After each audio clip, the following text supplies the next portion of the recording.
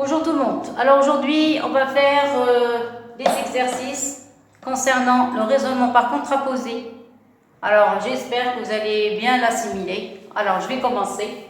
Alors qu'est-ce qu'on demande? Montrer que une proposition P implique une proposition Q. Alors regardez, si vous lisez l'énoncé, vous trouvez que pour tout x, y de R2, si vous avez le produit x, y moins 1 facteur de x moins y différent 0, donc vous avez l'application. Alors ça, la première partie c'est P, vous avez un plus et vous avez la deuxième partie c'est Q.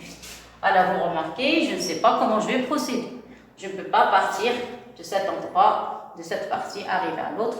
Je ne sais pas si je vais trouver des difficultés ou non. Le jour du devoir, je n'ai pas intérêt à perdre le temps, d'accord? Alors je vais utiliser la contraposée, ça va être plus simple, d'accord? Maintenant, c'est quoi la contraposée?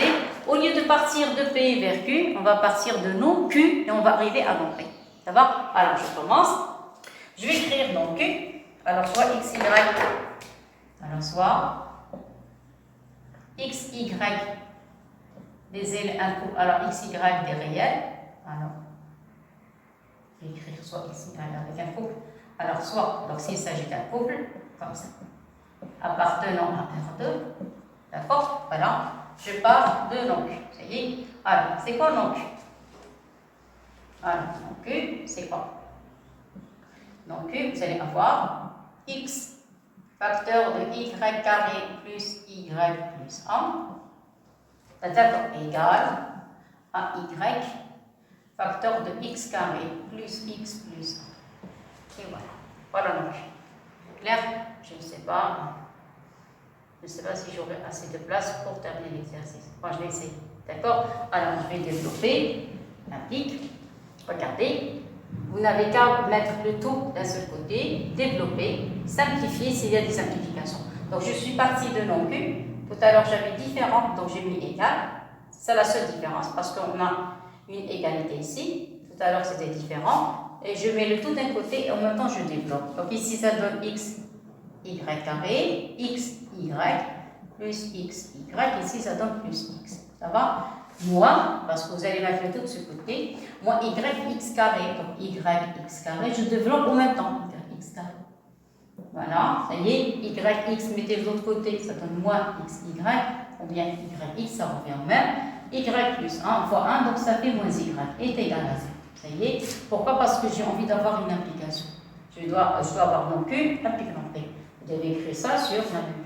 Là, alors je remarque qu'il y a des simplifications, donc le x, y va disparaître, celui-là avec celui-là, d'accord? Et si vous remarquez, il y a le x, y, donc on peut factoriser par x, y.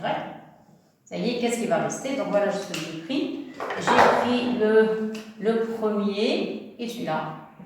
D'accord? J'ai factorisé par x, y. Qu'est-ce qui va rester ici? Il va rester un y. Ici, il va rester moins x. Et voilà. Qu'est-ce qu'il reste? Il reste le x, il reste le moins y. Alors, donc, j'ai intérêt à factoriser par le moins. Comme ça, je vais avoir un y moins x. D'accord? Donc, je factorise par le moins. Voilà, pour prouver pour montrer qu'est-ce que j'ai fait. Et je mets les parenthèses. J'avais moins y, j'ai factorisé par le moins, donc il va rester un y. Ici, je factorise par moins, il va rester moins x. Est égal à 0. Ça y est. Donc, vous remarquez que j'ai un facteur en commun. Ça y est. Donc, vous allez avoir x, y, facteur. Non, l'inverse. Un facteur en commun, c'est y moins x. Donc, y moins x. Voilà. Et on fait les parenthèses. Qu'est-ce qui va rester ici? Il va rester x, y moins 1. Parce que j'ai factorisé. Ça y est. Et il va rester 0. Clair? Attention, il faut arriver à cette écriture. X, y moins 1, c'est correct, je l'ai ici, mais ici, il veut x moins y. Donc, vous pouvez multiplier tout ici par moins 1, ou bien mettre ce produit, vous pouvez le mettre de l'autre côté. Donc, ça ne change rien du tout. Voilà, donc vous pouvez factoriser par moins, parce que je dois avoir l'énoncé. Regardez si vous avez x moins y. Vous pouvez factoriser ce terme par le moins, il va rester x moins y. Voilà, facteur x, y. Alors, donc ici, je mets les crochets, c'est mon cours. Sinon, vous mettez que des parenthèses, ça revient, parce qu'il s'agit d'un produit. Vous voyez? Donc vous allez avoir x, y moins 1 est égal à 0. Ça y est, multipliez le tout par moins, vous allez faire disparaître le moins. Ça y est, donc je peux terminer ici. Voilà. Alors dans ce cas, vous avez toujours non plus. Alors je continue les implications. Ici, vous pouvez multiplier le tout par moins. Je vais obtenir x moins y. Facteur de x, y moins 1 est égal à 0. Après, pour le produit commutatif, vous pouvez changer les places. Donc vous allez avoir x, y moins 1. Facteur de x moins y est égal à 0. Et c'est quoi ça? Ça n'est autre que non p. Regardez le français. Vous avez x, y moins 1. Facteur de x moins y. Voilà. Ça y est. Donc vous n'avez qu'à le remplacer par non p. Et par conséquent, je suis parti de quoi? Je suis parti de non q et je suis arrivé à non p. Ça y est. Donc, en conclusion, quel que soit x, y appartenant à R2, qu'est-ce qu'on a trouvé? Donc, non q implique non p. Donc, quel que soit x, y appartenant à carré, la contraposée, vous allez avoir p implique le résultat. Et voilà. Donc, si vous arrivez à montrer que quel que soit x, y, non q équivalent implique non p, donc vous avez, donc normalement il faut écrire une équivalence. Vous voyez, donc je vais mettre une équivalence parce que le cours dit qu'il y a une équivalence. J'ai besoin de arranger le rectangle. Voilà. Ça. Voilà. Je sais pas comme ça, c'est mieux. D'accord? Voilà. Donc vous avez quel que soit x, y appartenant à R2, donc ceci est équivalent à quel que soit x, y. Ce n'est pas la peine de mettre des mots de liaison. Vous voyez, vous appliquez le théorème R au carré, donc on avait P implique. Et voilà le résultat. Ça y est. Voilà. Là, on a montré. La contraposée, c'est un théorème qui est très simple. Il suffit seulement de partir de non Q, arriver à non Q, tout simplement. Ça y est. Alors, je laisse regarder, je passe un deuxième exercice. On applique la contraposée.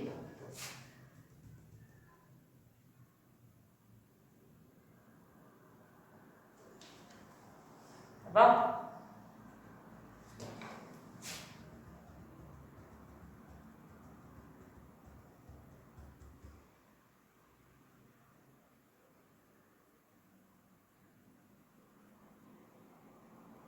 Voilà, donc je passe et je passe à notre exercice.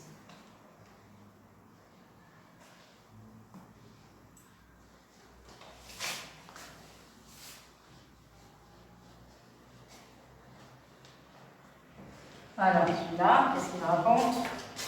Alors, vous avez quel que soit x. Alors, vous montrez que quel que soit x appartenant l'intervalle, quel que soit x appartenant à R. Quel que soit x appartenant à R. Si vous avez x n'appartient pas, si x n'appartient pas à l'intervalle,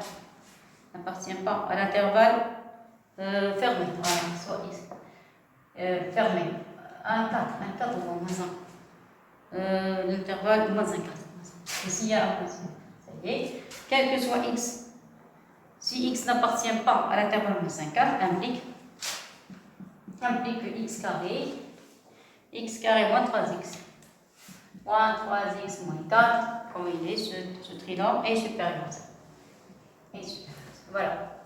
Donc, on va montrer, quel que soit x appartenant à R, si x n'appartient pas à l'intervalle moins 1, 4, implique que x carré moins 3x moins 4 est supérieur à 0. Vous voyez, partie P, partie Q. Donc, ça, c'est quoi? Ça, c'est le P, ça, c'est la partie Q, et vous avez l'application. Vous voyez, donc on commence l'exercice. On commence par non Q. Alors, soit x appartenant à R, d'accord, donc un réel, et on commence par non Q. Alors, c'est quoi non Q? Donc, Q, vous avez ce trinôme supérieur à 0. C'est quoi la négation? La négation, c'est inférieur ou égal. D'accord? Donc, non Q, vous allez mettre x carré moins 3x moins 4, super strict, on a dit c'est inférieur ou égal à 0. Ça y est. Alors, vous remarquez ici qu'il s'agit d'un trinôme. Ça y est. Donc, on va essayer de résoudre. Celui-là, c'est un trinôme. Mais avec inférieur ou égal, ça devient une équation. Alors, pour résoudre une telle inéquation, il faut calculer delta, trouver une solution et dresser le tableau de signes. C'est d'accord? Donc, qu'est-ce qu'on va écrire? Qu'est-ce qu'on peut prendre ici? On va calculer delta. C'est quoi delta? Alors, on a. C'est quoi delta? Delta, c'est 9. Vous êtes d'accord? Ici, 9. Moins 4, c'est 4 fois 4, ça fait 16. Donc, ça fait plus 7. Donc, 5 carré parfait. Ça donne 25. Voilà, c'est correct. 9 et 16. Voilà, c'est bon. Alors, à quoi est égal x1? Alors, x1, c'est moins b, c'est 3. Racine de 25, c'est moins 5 sur 2, 1 sur 2. Ça donne moins 2 sur 2, ça donne moins 1. Ça y est, x2 voilà, est égal à 3 plus 5 sur 2. Ça donne un 8, donc ça donne un 4. Et voilà, ça y est, très bien. Alors ça, c'est une petite révision générale. Après, je vais vous montrer quelque chose. Ça y est, un petit rappel du tronc commun. Si vous avez AXK plus BX plus, ça y est, si delta est strictement supérieur à 0, ça y est, attendez, j'ai envie de vous donner deux cas. Vous savez qu'est-ce que je vais faire? Je vais écrire ici delta supérieur à 0, strictement, même chose, ax carré plus bx plus c, et voilà, avec un delta égal à 0. Voilà, c'est dit. Alors, si vous avez delta supérieur à 0, si vous avez envie de factoriser, vous allez mettre sous forme de x moins la première solution, facteur de x moins la deuxième solution. Vous vous rappelez ça? On l'a vu en seconde. Maintenant, si vous avez delta est nul, vous allez le mettre sous forme de x moins x0. Il va y avoir une seule solution, selon ici, il va y avoir un cas. Enfin, il va y avoir une seule solution. Ça va? Donc, ça, c'est un petit rappel. On va l'utiliser dans l'exercice. Donc, si vous avez delta strictement positif, vous avez un facteur de x moins x1, facteur de x moins x2. Si, alors, si delta est négatif, si delta est nul, donc ça va être sous forme d'une identité. Ça va? Alors, nous, qu'est-ce qu'on a? On a une identité, on a un delta qui est positif, strictement positif, donc on peut le mettre sous forme de produit de facteurs. Ça y est? Alors, donc, je termine l'exercice. Ça y est, donc, qu'est-ce qu'on va voir? Je répète, donc, je répète l'écriture. Donc, qu'est-ce qu'on a? On a mon Q. Alors, mon Q. Ça y est, qu'est-ce que j'ai trouvé? J'ai trouvé x carré moins 3x moins 4 inférieur ou égal à 0. Ça va? Alors, si vous avez envie de le mettre sous forme de facteur, vous allez écrire sous forme de... C'est ça? Encore, j'ai rien compris. Ceci implique, je vais écrire sous forme de x, moins la première solution, moins 1, donc ça va être plus 1, facteur de la deuxième solution, ça va être x moins 4, alors inférieur ou égal à 0. Clair? Alors, puisqu'il s'agit d'une inéquation, il faut dresser tableau de signe. Voilà, tableau de signe, ça va être, voilà, ça va être x carré moins 3x moins 4. Ici, vous allez avoir x, ici moins l'infini, ici plus l'infini, ça va? Quelles sont les solutions? On a dit, c'est le moins 1 et le 4, donc vous allez avoir moins 1 ici. Ici, vous allez avoir le 4, ça y est. Regardez, le signe de A est positif, donc ici le signe contraire de A, ici positif, ici positif. Et voilà. Alors, si je ne me suis pas trompée, regardez le calcul. Alors, 3 moins 5, c'est moins 2 sur 2, c'est moins 1. Ici, c'est un 8, donc c'est un 4. D'accord? Donc, vous avez donc Q, c'est x carré moins 3x moins 4 négatif. C'est-à-dire, si vous remplacez le trinombre par factorisation, ça donne 1, A, et A est égal à 1. Donc, ça donne x plus 1, x moins x0. Plutôt x moins x1, x moins x2. Donc, x plus 1, facteur x moins 4. Inférieur ou égal à 0. C'est-à-dire, un produit est négatif. Ça y est, dans le tableau, la partie négative, ça va être l'intervalle moins 5. Ça y est, donc vous pouvez passer, écrire x appartient, donc signe négatif, c'est cette partie, c'est cette zone. Voilà, c'est ici. Et voilà, ça y est, donc x appartient à l'intervalle, vous savez, inférieur ou égal, à l'intervalle moins 5. Et voilà. Clair? Et c'est quoi ça? Ça, c'est non P. Parce que P, c'est n'appartient pas. Ici, on a appartient. Donc, ça, c'est non P.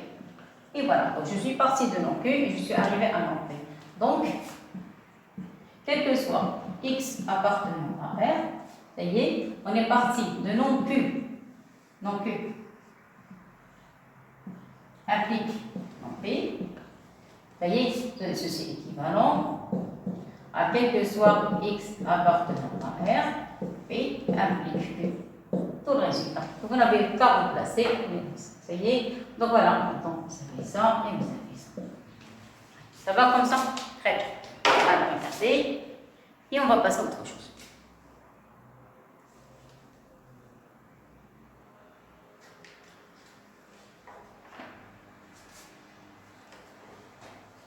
Regardez bien, lisez.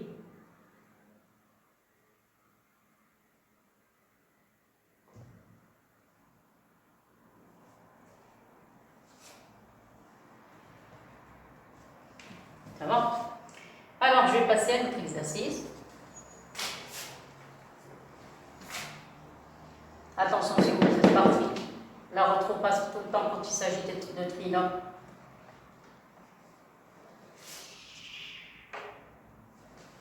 Bien.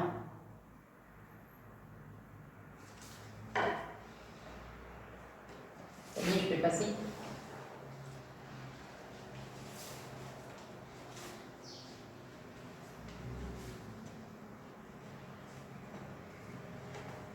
Allez, je vais passer au troisième exercice, toujours la contraposée. Je vais essayer de trouver un exercice qui est intéressant.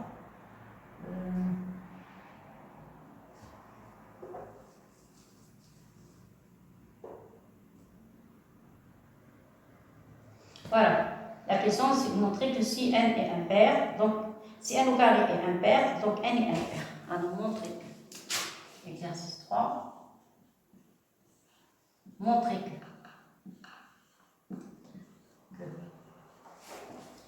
Montrer que.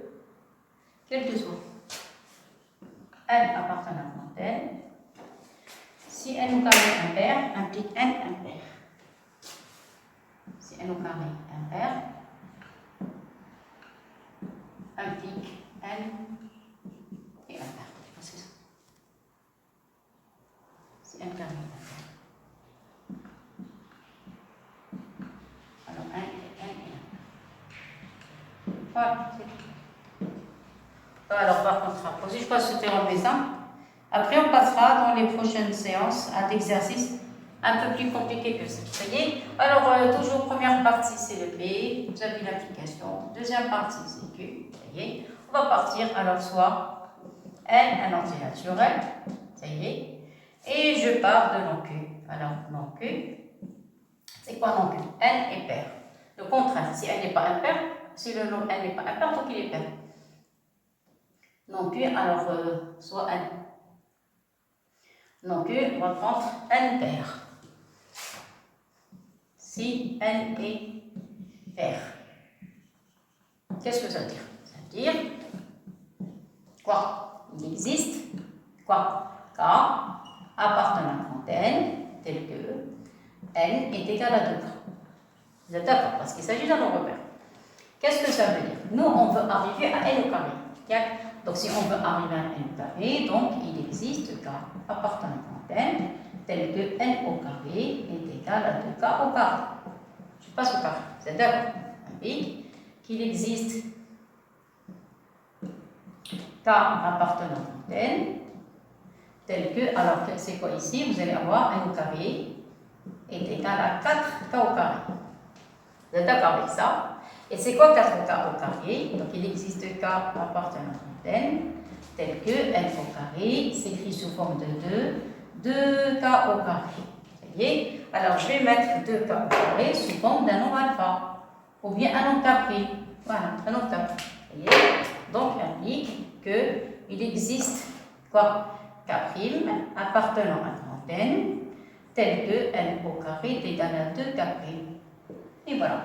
Ça y est. Alors, qu'est-ce qu'on a montré? On a montré, non, c'est-à-dire n au carré est pair. Ça y est. Donc, j'ai passé une place. Ceci implique que n au carré est pair. Et voilà. C'est un nombre pair. Donc, si n au carré est un nombre pair, donc non P. Voilà. On est arrivé à non P. Parce que n au carré est impair, non de n au carré est impair, c'est n est pair. N au carré est pair. Ça y est. Donc, conclusion, donc, qu'est-ce qu'on a? On a quel que soit n appartenant à n, ça y est. Qu'est-ce qu'on a trouvé? On a trouvé que non Q implique non P. Vous voyez? Donc, ceci est équivalent à quel que soit n appartenant à n, qu'est-ce qu'on a? P implique. Et voilà, tout le résultat. Ça y est. Et vous remplacez le n, le p et le q par leurs expressions. Voilà, donc je vous laisse regarder. Ça va? Voilà, merci beaucoup. Et la prochaine fois, on fera des exercices en appliquant le raisonnement par l'absurde. Et après, on va travailler dans le cas général avec toutes sortes de raisonnements. Oui, raisonnements, les lois, les quantificateurs, tout. Ça y est, ça va être comme sorte de synthèse. Voilà, merci beaucoup et au revoir.